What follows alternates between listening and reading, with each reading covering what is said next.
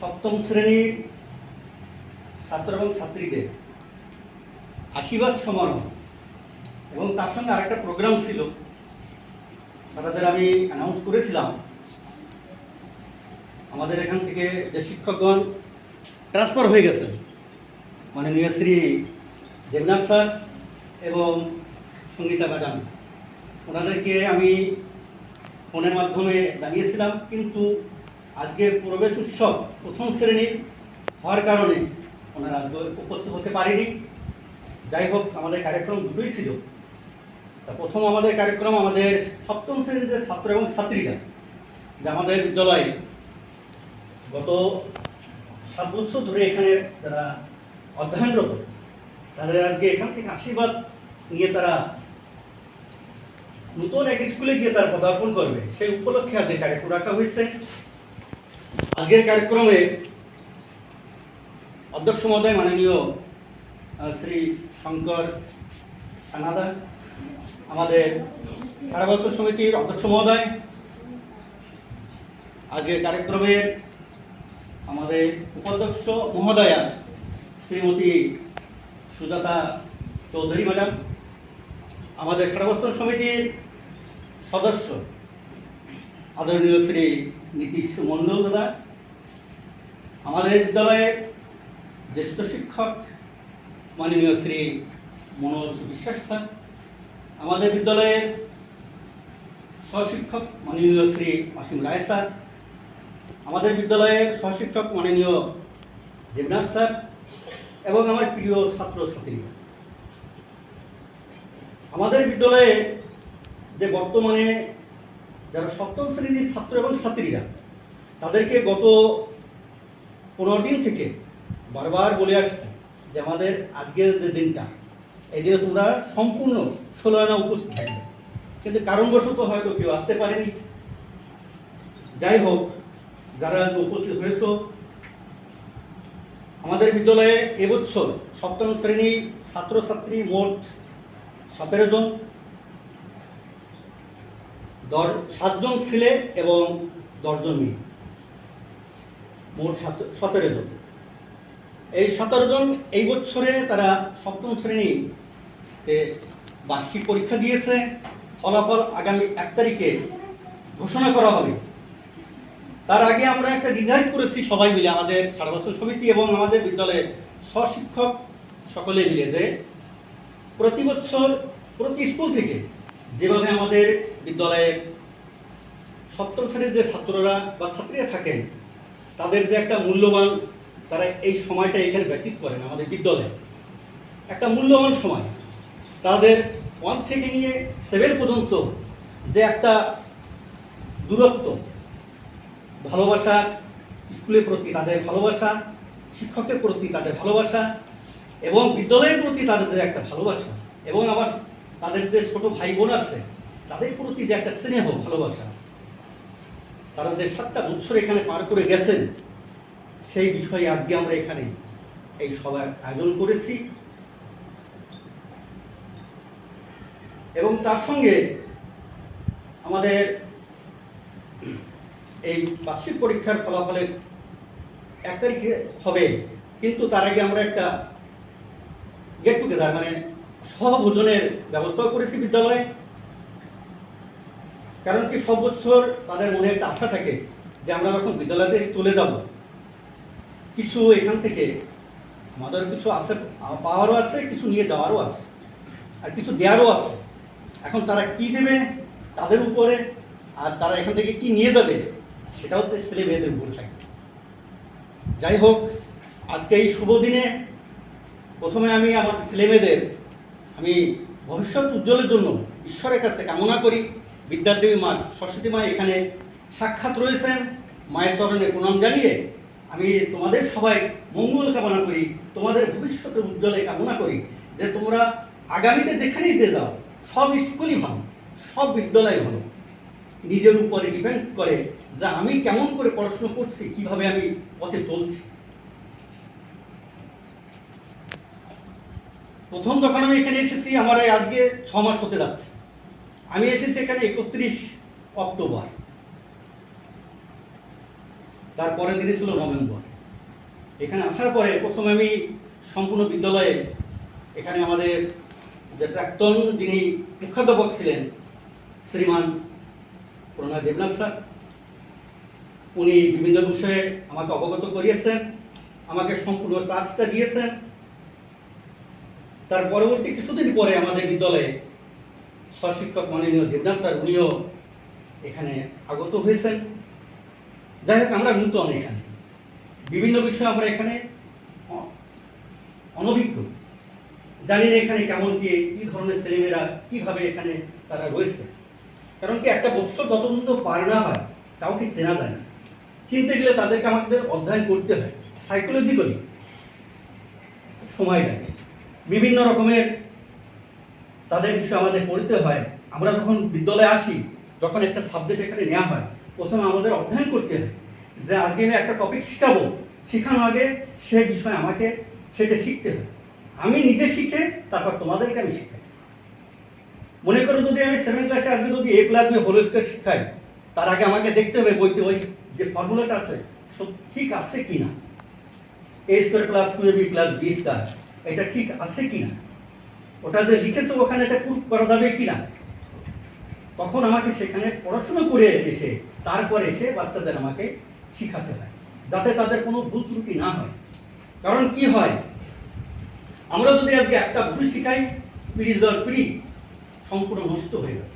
আর আজকে যদি আমরা সঠিক শিখাই, পিঁড়ি দর পিঁড়ি উজ্জ্বল ভবিষ্যৎ হবে। আরও তাদের সামনে আরও যখন অন্য ছাত্রছাত্রীরাও আসবে, তাদেরও ভবিষ্যৎ উজ্জ্বল হবে। এই জন্য একটা শব্দ শেখানোর আগে আমাদের প্রয়োজন সঠিক অচূকভাবে তাকে শিক্ষা দেওয়া। এই জন্য আমরা অনেক সময় কি করেছি, এখানে যখন আসা হয় দেখেছি ছেলেমেয়েরা ঠিক মতো কারোর কথা শোনে না, এদিক ওদিক ঘোরাফেরা করে, অনেক সময় মারপিট করে, কখনো গালাগালি করে, বিভিন্ন বিষয়ে বিভিন্ন রকমের দৌড়ে হুলফুল করে। আমরা মানা করি। কেন করি? আমি প্রথম এসেই বলেছি, বিদ্যালয়ে যখনই প্রবেশ করবে তোমরা হচ্ছে আমার ছেলে মেয়ে, তোমাদেরকে মার্গদর্শন করা, তোমাদেরকে সম্পূর্ণরূপে সম্পূর্ণ বিষয় অবগত করা সেটা আমাদের কর্তব্য। আর আমরা সত্যিই করে আসছি, নিজের ছেলে মেয়ে হিসেবেই করি। কিন্তু কালক্রমে কি হয়, কিছু গার্জেনের জাগৃত না হওয়ার কারণে তারা বিভিন্ন রকমের স্টেপ নিতে তার বাধ্য হয়। এ দেখে না যে তার ছেলে মেয়ে কি কোনো অকর্ম করেছে কিনা, সেটা দেখেন, শুধু এইটাই দেখে তাকে কেন তারা বেত্রাঘাত করছে বা তার কেন কথা বলেছে। এটা একটা ভুল। প্রায় দেখা যাচ্ছে যে বিদ্যালয়ে আসার পরে, কালকে গতদিন একটা এভাবে মারপিট হয়েছে। লস কোথায়? ওই ছেলেটা আর একটা ছেলে এমন মারপিট করছে, তাকে এমন ভাবে খুলে দিয়েছে, মাথায় এখানে খুলে গেছে। বাবা দাদা একটু ওই ছেলেটাকে ও মেরেছিল, মারার পর আমার কাছে আসছিল। তারপরে আমি বলছি, বাবা থামো, দেখি এখানে খুলে গেছে। আমি গার্জেনকে ডাকতে পারতাম, কেন ডাকিনি? না, আমার ছেলে মেয়ে, আমি প্রথমেই শব্দ বলেছি, আমার ছেলে মেয়ে যদি কম বেশি হয় আমি সেটা সমাধান করবো, সেটাকে আমি আগে নিয়ে যাব। এবং আমার এখানে যে শিক্ষকরা আছেন তারা আমার প্রিয়, খুব ভালো, তারা সবসময় বাচ্চাদের প্রতি লক্ষ্য রাখে। কিন্তু কালকে যে বসে যাও তুমি বাবা, যে মারপিট করেছে আমি কিন্তু কাউকে কিছু বলি, কিন্তু মানুষ তাকেই বলে যার ভিতরে মনুষ্যত্ব গুণ থাকে। এখন আমি যদি তাদের মতো করি তাহলে আমি মানুষ কোথা থেকে, তাই না? গত যে একটা ঘটনা হয়েছে ওখানে, সেই ঘটনার মাধ্যমে ওই দুটো ছেলে ওইখানেই বসে ওই জোর ছেলেগুলা করছিল, মারপিটও করছিল ওখানে দাঁড়িয়ে। যাই হোক, কারণবশত একটা ব্যত্রাঘাতের কারণে কম বেশি একটু লেগে গেছে, স্বীকার করেছে। কিন্তু কথা হচ্ছে কি, শিক্ষকরা কেন মারবে? তোমরা যদি বদমাশি করো, তোমরা যদি মারপিট করো, তোমরা যদি জানা তাই গালাগালি করো, তা তোমাদের কতবার সহ্য করবে? তা জানা তাই বলে তোমরা গালাগালি দিচ্ছ, এখানে জানা তাই বলে তোমরা এখানে কি করছো, মারপিট করছো, এখানে ওদিকে দৌড়োদৌড়ি জানাতে। কিন্তু এটা কি শিক্ষা? এই শিক্ষা নিয়ে আমরা কি অন্য কোথাও যাচ্ছি?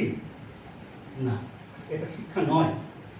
এর জন্য যারা শিক্ষকরা আছেন তারা তোমাদের কি করে, যারা না বাবা ভালোর জন্য তোমাদের শিক্ষা কি করে তাদের বুঝায় যে না বাবা এভাবে না ওভাবে। যখন তোমরা না মানো তখন অনেক সময় একটা দুটো তোমাদের মারতে পারে, কিন্তু এমন মারে না যে তোমাদের হাত পা ভেঙে দেবে, না কখনো না, কোনো শিক্ষক মারেনি সেগুলো। কিন্তু কি হচ্ছে, দুষ্পরিণাম হচ্ছে বিদ্যালয়ের প্রতি, শিক্ষকের প্রতি। তারা শিক্ষকদের মারতেও আসছে এবং বিভিন্ন রকমের দণ্ড ওখানে বসাচ্ছে। কিন্তু এটা কি শিক্ষার নিয়ম বা স্কুলের, এটা কি ব্যক্তিগত, এটা কি তাদের, যদি তারা এভাবে লাগু করে স্কুলে ঠিক আছে, তারাই সে শিক্ষা দিকে, এখানে কোনো ব্যাপার না। আমরা আসছি এখানে বিদ্যালয়ে, আমরা তো শিক্ষা বলি, কারণ আমাদের কর্তব্য যে বাচ্চাদের শিখানো। প্রতিদিন আমরা নিয়মিত আসি, বিদ্যালয়ে আসি, এসে তোমাদের শিক্ষা দিই কিনা বাবা, দিচ্ছি এবং দিয়েও যাবো, কারণ এটা থেকে আমাদের কর্তব্য, দিতে হবেই আমার। না দিলে আমাদের সেই মনে একটা ইয়ে আছে, ঈশ্বর সবার ভিতরে একটা ভগবান আছে, যে আমি যদি শিক্ষা না দিয়ে আজকে কালকে এরও মূল্য আমাকে দিতে হবে। আমি যদি বিদ্যালয়ে ঠিক মতো না আসি এরও মূল্য আমাকে দিতে হবে। আজকে যদি একটা বাচ্চা যদি সে যদি ভালো সংস্কার না নিয়ে যদি বাইরে চলে যায় এখান থেকে, তারও কিন্তু কোথাও হয়তো আমরা কম বেশি পড়ে দেবো। এই সংস্কারের জন্য, একটা শিষ্টাচারের জন্য বিদ্যালয়ে শিক্ষকের প্রতি এইভাবে মারধর করা, তাদের প্রতি এভাবে দণ্ডনীয় লাগু করা, এটা বড় নিন্দনীয়। এরকম কোথাও আমরা দেখিনি এখন। এই প্রথম এক বিদ্যালয়ে এসেছি, এর আগে আমি ছিলাম শ্যামনগরে, বিষ্ণুবার ছিলাম, সেখানে আমি অধ্যাপক হেডমাস্টারই ছিলাম ওখানে। আজকেও ওনার ডাকেন আমাকে, কিসের জন্য? সেখানেও তাদের সব বাচ্চাকে আমার হাতে ছেড়ে দিয়েছিলেন। একই কথা ছিল যে বিদ্যালয়ে এসছে যখনই বাচ্চারা, আমার নিজের ছেলে মেয়ে, বাস সবাই আমার হাতে ছেড়ে দিয়ে সবাই যার যার কর্মে চলে যেত। সেখানে 10টা বছর পার করে তারপরে আমি সিনেমাসপুরে আসছি ওখানে, সেখানেও তাদের আমি শিক্ষা দিয়ে আসছি। আজকেও সেই ছেলে মেয়ে কেউ কেউ আজকে মিলিটারি হয়েছে, কেউ ভালো ভালো কলেজে চান্স পেয়েছে, কেউ অফিসারও হয়েছে। দেখো আমার হাতে ছেলে মেয়ে, আজকে তারা মনে করছে না, আর আমি মনে করছি সেই ছেলে মেয়েদের, কেন তাদের ভিতরে সে সংস্কার হয়েছে। কারণ কি, তাদের গার্জেন আসেনি কখনো প্রতিবাদ করতে যে স্যারে মেরেছে, তাই মারে কিসের জন্য? তোমরা যদি বদমাইশি না করো, কোনো শিক্ষক মারে তাই বলো, কোনো শিক্ষক মারে, কোনো বিনা কারণে কোনো শিক্ষক মারে তোমাদের? না বাবা, কখনো না। কখনো কোনো শিক্ষকের মনে কোনো নাই, ভেদাভেদ নাই যে আমার ছেলে নাই আমার মেয়ে না। প্রথমেই বলি তোমার আমার ছেলে মেয়ে, নিজের ছেলে মেয়ে, এইটা বলে আমি সম্বোধন করে সবসময় মা বাবা করেই ডাকি। তারপরে তার পরিণামে কি হচ্ছে, শিক্ষকের প্রতি এই দুষ্পরিণাম। এরপরে আমি ৭৭-এ আসছি, ওখান থেকে ওখানে আমি 8 বছর 8.5 বছর ওখান থেকে পার করে আমি এখানে 31 অক্টোবরে এখানে আসছি জয়নগর স্কুলে। এখানে আসার পরে যাই হোক ঠাকুরের আশীর্বাদে সব কিছু ভালোই চলছিল, ভালো কিছু এখানে চলেছে। যারা কারণবশত এখানে দেখেছি যে গার্জেন, কিছু গার্জেন আছে তাদের মনোবৃত্তি ঠিক না, কারণ তাদের মনে এটাই থাকে যে যদি স্যারেরা কোনো মতে কোনো কারণবশত যদি কোনো মতে একটু যদি কোনো কিছু বেশি বেশ কম একটু কথাও বলে, তাদের প্রতি তাদের নকারাত্মক ভাবনা, এটা আমি দেখছি এখানে নেগেটিভিটি। কিন্তু না, ছেলে মেয়ে মানুষ করতে গেলে আমরাও তো পড়াশোনা করে আসছি, আমাদেরকে তখন খুব ব্যত্রাঘাত করা হতো। কেন? যে বাবা পড়াশোনা করো না, বদমাইশি করছো কেন, বিভিন্ন রকমের তাদের প্রতি ব্যত্রাঘাত করা হতো। কিন্তু না, আমরা কখনো একটা শব্দ বলিনি। বাবা মা শুধু একটাই কথা বলতো, ছেলের জন্য দুটো চোখ ভালো থাকে, বাকি তোমাদের উপরে স্যার। আমরা তো দাও তো করছি না, আমরা তো তোমাদের ভালো করার জন্য সবসময় প্রচেষ্টায় আছি, যে কি করে একটা দুটো শব্দ ভালোভাবে শিখে, কি করে একটা মানুষ হয়ে সংস্কারে নিয়ে একটা শিষ্টাচার হয়ে অন্য একটা বিদ্যালয়ে যাবে, যাতে সেখানে গিয়ে বলে সেই টিচাররা হাই স্কুলে যখন তোমরা পদার্পণ করবে, তুমি কোথা থেকে আসছো? স্যার আমি জয়নগর থেকে আসছি। কত নাম হবে, খুব সুন্দর নাম হবে। আজকে এখনো আমার ছেলে মেয়ে যারা ৭৭ থেকে গিয়েছে শিবাজি কলেজে ওমর স্কুলে, এক শিক্ষক আমাকে জিজ্ঞেস করেছিল, सर नेहा नाम की एक लड़की है, वो कौन सा स्कूल का है? मैं बता मेरे स्कूल का है।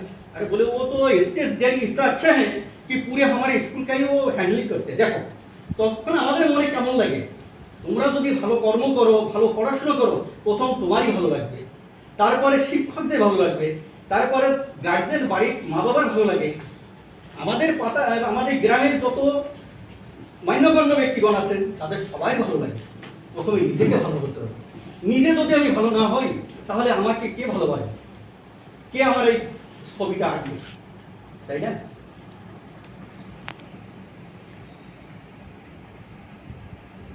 যাই হোক, আজকের এই শুভ দিনে আমি আমাদের সপ্তম শ্রেণীর সকল ছাত্রছাত্রীদের আমি আমার মন দিয়ে আমি তাদেরকে আশীর্বাদ জানাই।